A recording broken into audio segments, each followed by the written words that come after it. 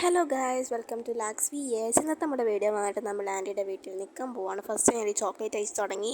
പിന്നെയാണെങ്കിൽ ഈ ഒരു ഡ്രസ്സ് വന്നിട്ട് നമുക്ക് അവിടെ ചെന്നിട്ട് ഇടാനായിട്ടുള്ള ആൻറ്റിയുടെ ലെഗിൻസ് ഉണ്ട്. പിന്നെ ഈ ഒരു ഉടുപ്പ് വന്നിട്ട് നമുക്ക് അവിടെ ഒരു ഉത്സവം കാണാനാണ് പോകുന്നത്. അവിടെ ഭയങ്കര സ്പെഷ്യൽ ആയിട്ടുള്ള ഒരു ഉത്സവമാണ്. അപ്പോൾ അതുകൊണ്ട് അതിനായിട്ടുള്ള ഒരു കോട്ട് സെറ്റാണത്. പിന്നെ ആയിട്ട് നമ്മൾ അവിടെ പോകാനുള്ള ഡ്രസ്സാണ്. അതുകൊണ്ട് ഒരു ഷർട്ട് വിത്ത് പാൻസ്. പിന്നെയാണ് ഇതാ മേക്കപ്പ് സാധനങ്ങളൊക്കെയാണ് അവിടെ ചെന്നിട്ട് ഇടാൻ മുഖത്തൊക്കെ വാരി പൊത്താനായിട്ടൊക്കെ ഉള്ളത്. പിന്നെ നേരിട്ടാണെങ്കിൽ this is the outfit of the day.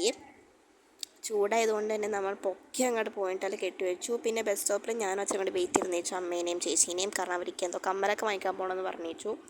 പിന്നെ ആണെങ്കിൽ ഇതാ ഇങ്ങനെ ബസ്സൊക്കെ കുറേ നേരം കാത്തിരുന്നു. നമ്മൾ 3 മണിക്കാണ് 4 മണിക്കാണ് ബസ് കിട്ടിയത്.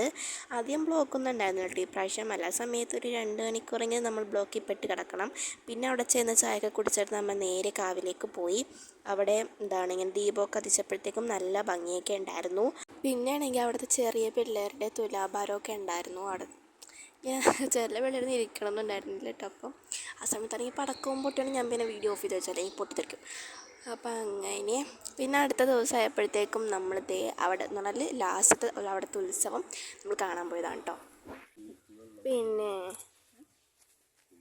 നമ്മളിപ്പോൾ അമ്പലത്തിൽ പോവാണ്. അമ്പലമല്ലല്ലോ, കാവുന്നോ അടുത്തത്. എടാ അതിനെന്താ പറയണേ? ഒരു പറമ്പാണ് വെച്ചു. പറമ്പിനകത്ത് കാവാമീന് കാവ് പോരെ. പോഴത്തരങ്ങളുമായി നമ്മൾ ആക്ച്വലി ചേച്ചി പറഞ്ഞാൽ കറക്റ്റായിരുന്നു. ഒരു പറമ്പ് പോലെയൊക്കെ ഇരിക്കും ഗൈസ്. പിന്നെ ആണെങ്കിൽ അവിടെ ചെന്നപ്പോഴത്തേക്കും കുറേ ആൻറ്റിമാരൊക്കെ ഇങ്ങനെ പൊങ്കാല ഇടുന്നുണ്ടായിരുന്നു. പിന്നെ അവരാണെങ്കിൽ അപ്പം ഉണ്ടാക്കും. ഒരു വലിയ കടൽ അപ്പം ഉണ്ടാക്കിയിട്ട് അങ്ങനെ അത് തലേദിവസം രാത്രിയും ഉണ്ടായിരുന്നു, നമുക്ക് കിട്ടിയിട്ടുണ്ടായിരുന്നു കേട്ടോ. പിന്നെ അങ്ങനെ അത് പ്രസാദം എന്തോ ആയിട്ടൊക്കെയാണ് കിട്ടുന്നത്. ഓക്കെ.